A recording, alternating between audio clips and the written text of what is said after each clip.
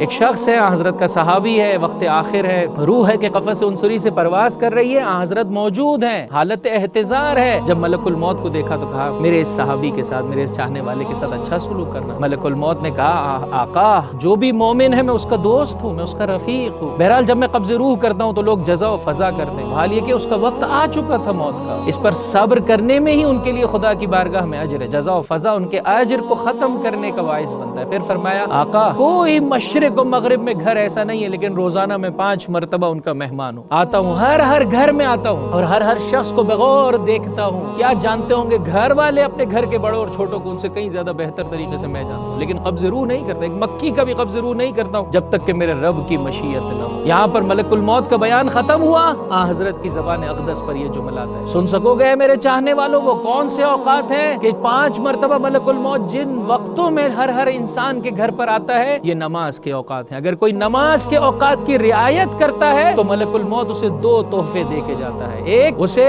شہادت توحید، شہادت رسالت کی تلقین کرتا ہے، خود ملک الموت اس کے عقیدے کو اس کے لیے دہراتا ہے، 2 شیطان لعین اور اس کے وسوسوں کو اس سے دور کر دیتا ہے۔ اس سے بڑھ کر انسان کو کیا چاہیے کہ جو انویجیلیٹر ہے، جو ممتحن ہے، جو امتحان لینے والا ہے، وہ انسان کی پاکیزگی کردار کے سبب سے خود انسان کی مدد کرنے پر آمادہ ہو جائے۔ اس سے بڑھ کر انسان کو کیا چاہیے؟ آئیے عزیزو نماز کے اوقات کی رعایت کیجیے اور اس میں پروردگار متعال کی بارگاہ میں اپنے ہاتھوں کو بلند کیجیے، اپنا رابطہ اپنے رب سے مضبوط کیجیے۔